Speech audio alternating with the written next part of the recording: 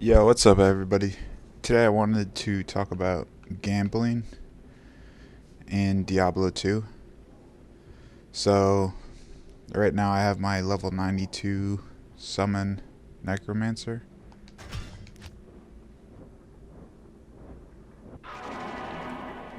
And let me take out some gold.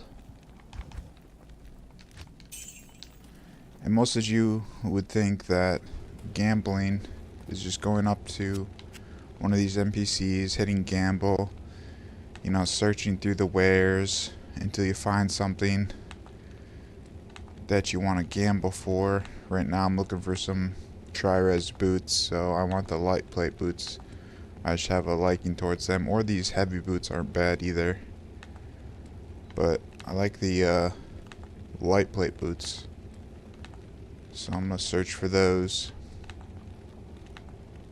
And you would think that's what we're going to talk about today, but it's not. So it'll get us started though. So gambling in this game, as you see here, I'm just searching through the screen. This Anya's wares, her vendor wares, and I'm trying to find a pair of light plate boots right here. And see, they're unidentified, and gambling is spending my gold over here. This gold, spending that gold on this 58, basically 59,000 gold to get one. And what did we roll? We got 13 enhanced defense, and it only sells for 9,000 gold now. So we gambled and we lost our money. We didn't get something we wanted. And so most people, they go, okay, I'm just playing along. I have this much money. If gambling is, oh look, I got a legendary instead of a magic item, so my chances of getting that is somewhere below 10%. And so if it's a 10% chance to get a legendary item, let's just say, you're gambling on trying to get that legendary item, or maybe the unique item, or the set item, or just a legendary item with triple resistances on it. This one only has poison length reduced, not any resistance on there, so I'm going to sell it. But my point is if it's only a 10% chance to get the light plate boots legendary, then when you're putting in this gold, after, what was it, 3 tries maybe? My 3rd try, I got the legendary. You would think, oh, gambling is easy. Like, this is just something that I can do and I'll end up profiting something, because right there I sold it back for 35,000, but the boots cost 58,000. So even though you got the legendary, you didn't get the legendary you were looking for. And so the odds of you getting the legendary you're looking for are more like a jackpot rather than this legendary 10%. You don't have 10% odds. And like a casino. And so with 10% being what it takes to get a legendary, you kind of feel like, oh, on my 3rd try I got the legendary. It wasn't the one I was looking for, but it was still a legendary. That's still like, a dopamine rush, or like some sort of gambling, like 2 sevens out of 3 sevens sort of scenario, right? And so it kind of gears you up to have this mentality that you can win in gambling when you don't really have necessarily the best chance of winning in real life with like a casino where you're playing a slot machine. And so people think that these odds or these probabilities that they'll win are within reach because all the other gambling circumstances they're surrounded with, you know, when you're a kid playing a game, when you're taking risks, okay? The first stages of becoming a gambler, when you start taking risks, what that looks like is maybe you steal for the first time, or maybe you say a bad word, or maybe you end up doing something like that, right? So when you take these risks, it introduces you into gambling. And then when you start taking these risks in video games, like, oh, I'm gonna take a left turn instead of right turn, oh look, it's a empty room instead of a monster. Okay, so my, you know, this is how I get introduced into what risks in gambling are in terms of like what a scenario might present itself with in the real world. If I were to take a left or right at the street, what would that lead me to? Somebody who's going to beat me up, or somebody who's going to give me directions to where I need to go? So it's like you have this crossover between video games and real life where people are becoming gamblers, the risk takers, and it doesn't necessarily translate into the best idea of how those gambles pay off. You know, there's no real simulation on how to run stocks in a stock market, or to put, you know, a down payment on a car. You know, like you can get close to that by like saving up your bear runes for a, you know, an infinity or something like that. But like,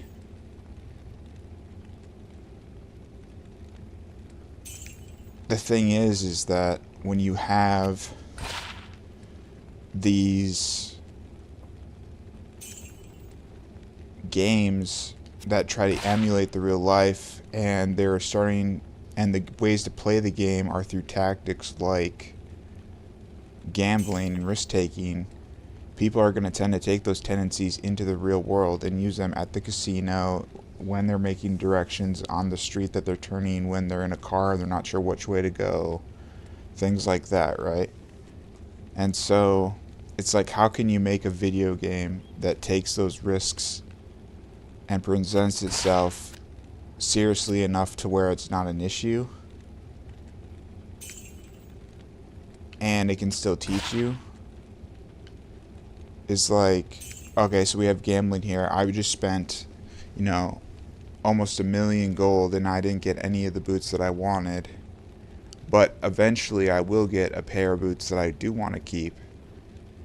And it's like, when that does happen, am I going to think to myself, well, eventually gambling does pay off, you know what I mean? And then I apply that in my real life. I'm like, well, if I just keep paying into the system, maybe eventually it'll pay off, right? And so there's problems with that. And so when you have gambling in video games, it raises a question of, you know, how much of this should we allow? And then now there's microtransactions, which are actual gambling. You know, in the newer Diablos, you have to, for example, in Diablo Immortal, you have to spend money to take a random chance at getting certain items that would be good for you to complete the game. And so it's almost like the microtransactions become a necessity rather than just something that would be an add-on. And when it becomes like this necessity and it's gambling oriented, where it's a random chance, you're risk taking, but you're trying to play a game, right? So it blends the lines again, right? And so what we're talking about here is, if there's gambling in these video games and there's these microtransactions, how can you create some microtransactions that aren't going to be the sorts of microtransactions that are predatory but can still exist so that both parties are happy, with what they have in front of them, or what they've purchased into.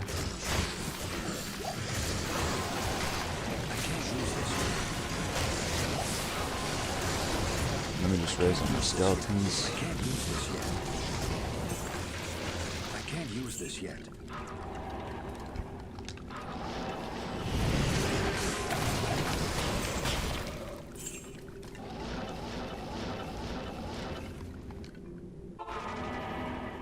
Yes?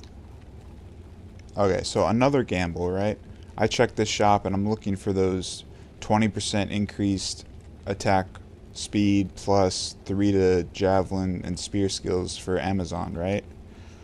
I'm looking for those gloves, and those gloves, the chances of me finding that are like hitting the lottery ticket, or getting like a $50 win on a scratch off, right?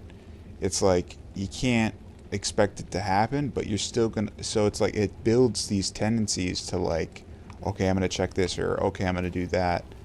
And it's like you're expecting then like a rush of like, oh, if they were just the gray gauntlets where it's 20% increased attack speed, it's almost like you were halfway there, and so you still kind of get excited. And so with that happening, you expect people to want that in their daily lives, maybe for what they're doing for work, instead of just a video game, you know, because they're going to apply these tendencies in the real world. And so what they're going to expect is when they're working, maybe when they get a task completed, they're going to expect some sort of, here's the risk that I took, what does the payout look like to me? And if there's no payout to them, it doesn't feel the same as when they're at home playing these video games, and they don't get as excited, and they don't feel as rewarded, and they don't want to do the work anymore. You know, it has all these consequences just from a video game, just from Diablo 2 having a gamble screen or an inventory screen where you can end up with certain items, or even the simplest thing, just killing monsters and watching what drops from them. A superior war sword, a super mana potion.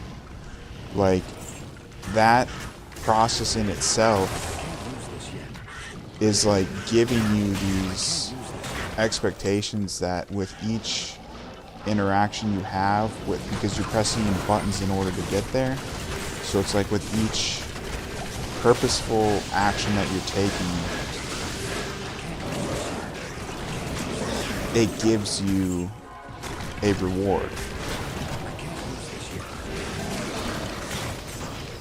And so it's a gamble that continually, in a sense, pays off, because there is some minimal reward in what you're seeing on the screen, or what you're getting through taking a left and going down an alleyway, and for the first time seeing like a mural that you didn't see on the wall on the streets that you don't normally take on your walk home from work or something. So gambling can be good in that sense, and these tendencies can be good in that sense, but I'm just saying it builds an expectation around it. And when we have microtransactions now, we need to build a communal understanding of how we should accept these microtransactions, so that if we do end up paying into the system, it's not in a way that's hurtful to us, where we have to keep paying money for a random system, where it should be more deservation based, or it should be more just you pay for something and that's what you get, you know, no gamble in it other than what you're getting. Because to have that gambling aspect to it gives away a certain innocence to yourself that you had before the gamble. And now when you go to do something in your everyday life, you're going to be more willing to spend money. And maybe that's, instead of $5 to spend in Diablo Immortal to get something random, maybe you spend $200 on a stock or some crypto, you know, deal, and you're trying to get money quick because you're used to things paying out to some extent. And so you build these patterns in yourself through just playing a game. And so all I'm saying is that if there is a microtransaction in a game that involves gambling, it, instead of just these microtransactions that are in-game currency based, where it's like gold, or it's like, you know, when you run a rune word through and it rolls on how close it is to a perfect item. When that happens, those sorts of gambles through in-game currencies, they do build the tendencies for it. But then once you add the predatory nature of microtransactions on top of that, because there's in-game currencies too that do that, it will blur the line between what people are thinking is just gambling with currencies that are in-game and gambling with currencies that are outside of the game, and it can get very you know, not so good for the consumer and predatory from the corporation, and then people get blamed for things that, you know, like I spent like my life savings on this, and you know, it's just like stuff like that can happen because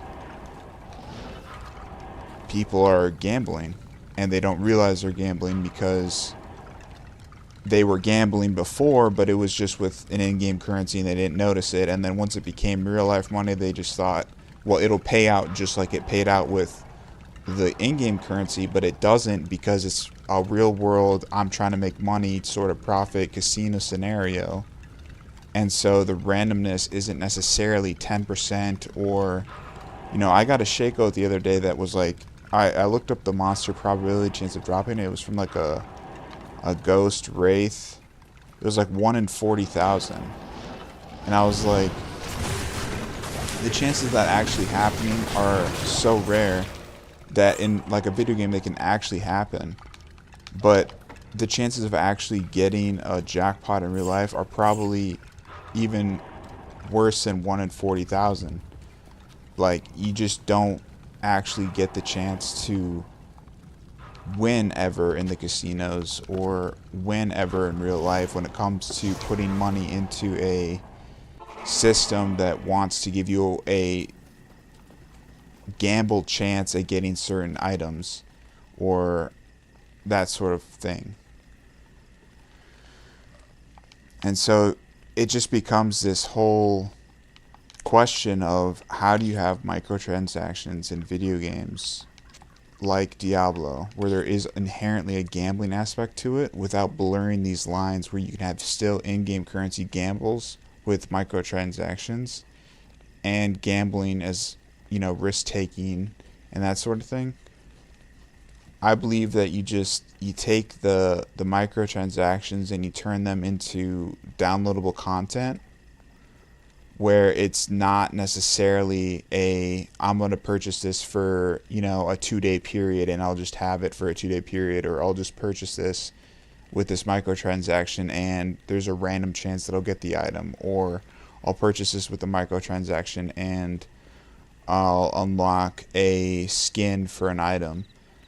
You know, those types of microtransactions, I don't think you need in a Diablo game. I think that's where we went wrong. I think the downloadable content aspect of, like, okay, you pay to unlock an item. So if you paid to just have this beast double axe with this beer tier malum, if you did that, where you paid money to have this item, then it wouldn't be a microtransaction. It would be a downloadable content, right? And so that downloadable content, if it was then shared with other players when they joined your game, So let's say this beast rune word in the double axe was in a private stash that the player who joined the game could then access and then use. If that was the case, then in this gambling scenario, the microtransaction has been turned into downloadable content, and the gamble becomes whose game can I join to then use these items to then use the in-game gamble mechanics to try to get the item myself through fighting a monster to get it to drop if it's a new release or something, to get the bear rune or to get the Mao rune or to get the double axe, for example. So if you have microtransactions and you turn them into downloadable content, then you don't have to worry about blurring the lines. But if you still want to have a gamble where you pay money and there's a slot machine chance that you're going to get the jackpot on some sort of payback through a game, then it should be labeled as such, and it shouldn't necessarily be the main way that people play the game. Because if the whole point of you playing the game is to get items through this gambling system that's in the game, like in Diablo Immortal, if you pay in to randomly get these items, and when you do that, those items are like a jackpot in a casino to get, then people aren't gonna play it. But if you do it like how it was in Immortal, where it's kind of like somewhat chance that you get it, but maybe not, you can spend $10,000 and not get an item you were looking for. Like, if that's the case, then essentially it becomes a lotto game and not a Diablo game. And that's where it wasn't marketed as such. It was marketed as a Diablo game, but then everybody had to pay to win. And the only way to pay to win was to have massive sums of money, because the chances of getting the items were so rare that you would have needed this income, of crazy amounts to make in order to just dispose of your income like that. And that's fine if people want to play that sort of game, but it's got to be labeled as such and not just labeled as a new Diablo game, Or it can be a part of the new Diablo game. It just has to be not such an integral part of how people play and get items in the game. See, with the thing that I was mentioning before, if the microtransactions are downloadable content, in the sense that the only idea that I have being that the item is shared when they buy it from, Blizzard or whatever, to other players who join the game, that idea turns gambling into, we have to hunt for these items once we've already paid for them to begin with, or maybe we'll just play the game and not hunt for items at all. But people will still play the game, if they have those items. And so it just becomes a different way to gamble without having this blurred line of like, is this me just playing a lottery machine or is this me playing Diablo, And so that's all I kind of wanted to say today about gambling. I believe that the mechanics in this game primarily run off of like chances, right? And that's fine to a certain extent, as long as they weren't, monetized. If that's the nature where I had to pay for each time I attacked, or I had to pay for each time I did that, if you made a game like that, as long as it's marketed like that, that's fine. But most people aren't going to play that sort of thing. And so what is the best way to have a communal agreement of having some sort of paid for transaction that's outside of the original game and still have substance to work with from the company that provides this service to the or product to the customer, you pretty much would have to make such a thing where in the case of Diablo, it's just an item that you give them. Or you don't want to do like skill unlocks. You don't want to do anything that's like, like the other things I was saying. You don't want to do things like, here's a character that you have to pay us to unlock, that was there from the start or something like that, like that's what companies sometimes do, is they have this idea that they're going to just come out with these 5 other characters, and so they develop the game in mind with that we're going to develop 5 other characters later, and then when they go to release it to the public, they have this release of the game that has like, like I could be these other characters almost already if I just had the 5 characters. But because you don't have the 5 characters, then when they get released later, it's like, oh, now I have to buy these because it almost seems like the game was not whole without them when I first bought the game. And so something like that. But if you just have a character that you can pay for later to unlock, that the developers put time into later on, that's totally fine. I'm just trying to say that there are pitfalls in trying to say that the only thing that was going to work in terms of microtransactions or downloadable content is just item unlocks inside the game. I don't think skins would be a good idea, and I don't think that having the main type of gambling to get items in the game is through random chant or loot boxes. Those seems like a more predacious way to do this, when if you wanted to include that, you could still include it, a random chance to get items, maybe at a lower cost, but like any transaction above $5 is still a lot of money for people. If it's going to be a microtransaction, it should probably be beneath $5. And so you have microtransactions in the video game, and you have gambling, and gambling becomes microtransaction focused later. Like right now in our generation, that's what's happening, is video games are focusing their gambling efforts towards microtransaction parts. So they're taking gambling out of their game, and they're putting the gambling part of their game in terms of like microtransactions that you have to pay in for to get.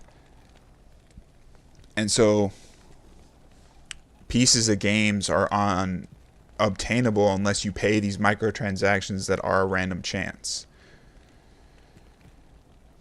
Like certain animations that you can't get, or certain storyline ideas or quests that are locked behind certain paywalls, like things that just seem like, you should have to get later on or something like that. But anyways, there's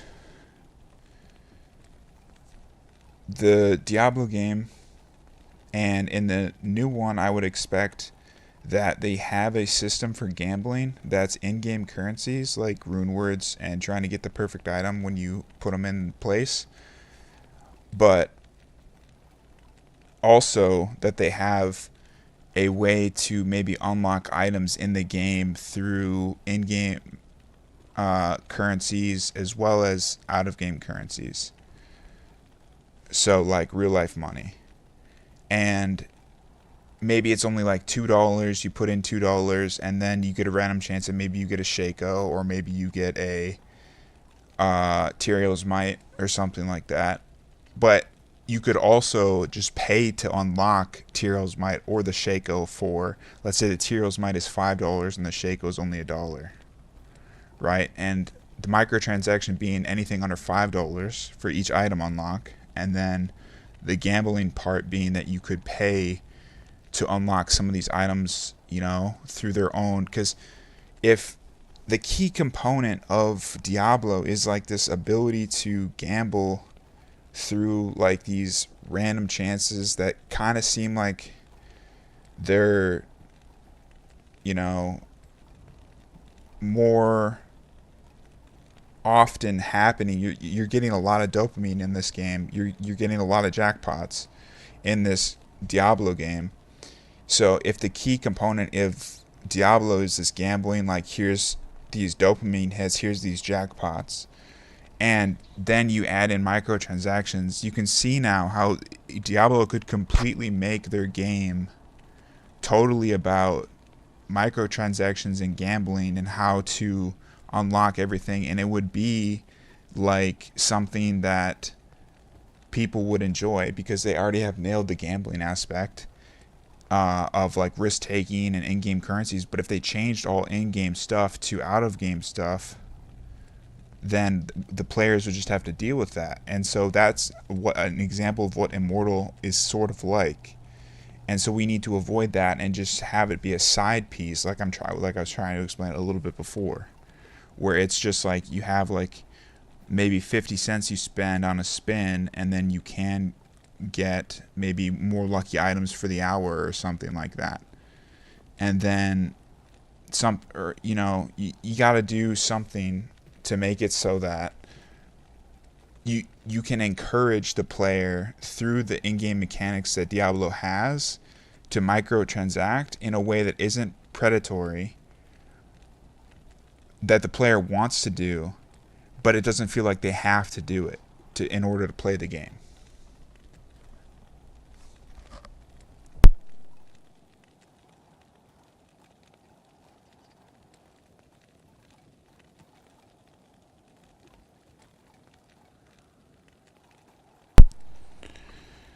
So if it's something that the player doesn't have to do in order to get these items, like if you have to pay to get the item, then that's not fair to the player. But if you have to earn the item, then that's fair to the player. But if you can pay to earn the item, that should be fair to the player too, as long as it's shared to the other players that join the game, so that way there's no unfair advantage. If it's PvP or if it's PvE, you could still use the same items as that player who purchased those items. So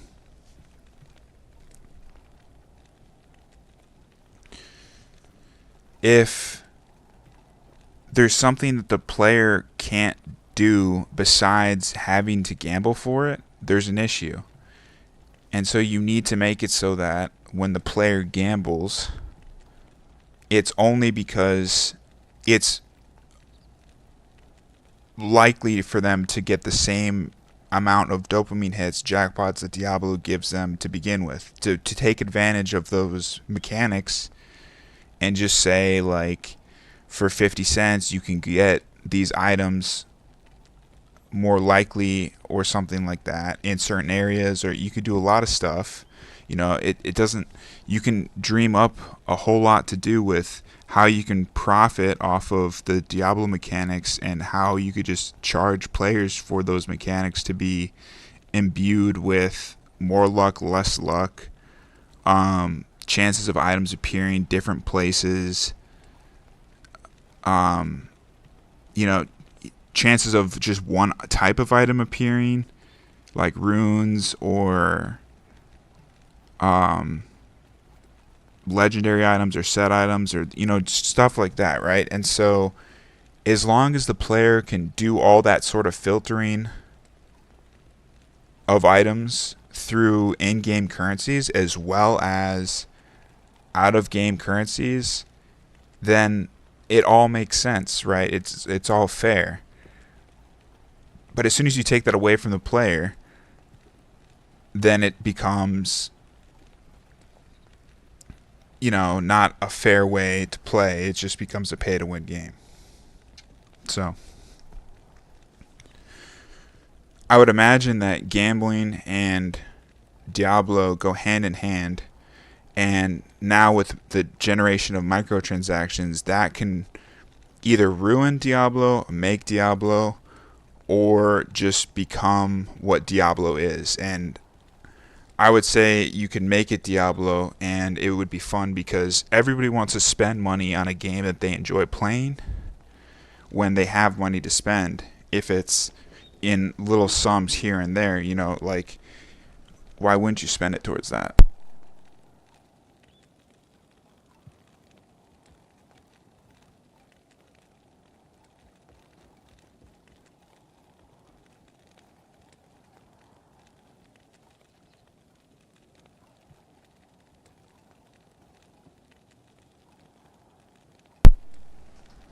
So I would say that if you had microtransactions in Diablo, what it would look like is, to just finally recap and summarize, you would have an item that you could purchase, like the Double Axe Beast, and whenever somebody would join your game, that Double Axe Beast would be in a personal stash, or a shared stash rather, that the player could then access and then use in that game until they left that game. And then additionally, if we encourage this microtransaction and gambling within Diablo, what else could exist would be you pay like $1 for a spin, and when you go to Bale can only drop legendary items, let's say. But you could also spend like 7.5 million gold or something like that to also get a 1 hour time frame of where Bale only drops legendary items. Like, you could do something like that, or some of the other ideas that I had before. But the point is that you take the mechanics that already exist in Diablo and you just change them to, instead of it being random, the player has a choice over that with in-game currency or out-of-game currency, and you could alter it that way. And so there's this other idea. Just a little last note. If you had a whole marketplace of people trading items, and you had people in groups trying to get items, then you can always make the mechanics of people listing items be at a price, or you can make the mechanic of people having to be in a group be at a price, to host your own server and to maybe change how the map looks or where the monsters spawn or something like that. You could always change that to be behind a money wall too. But people always should be able to pay with in-game currency to do the same. And so any service you offer, you should, in terms of microtransaction, should consider if the player could do it with in-game currency as well. Just item syncs and stuff like that. And gold syncs. So that's just what I wanted to talk about in terms of gambling and microtransactions in today's world, as well as what it means for Diablo and what a new Diablo game could potentially look like to us. But that's it. See ya.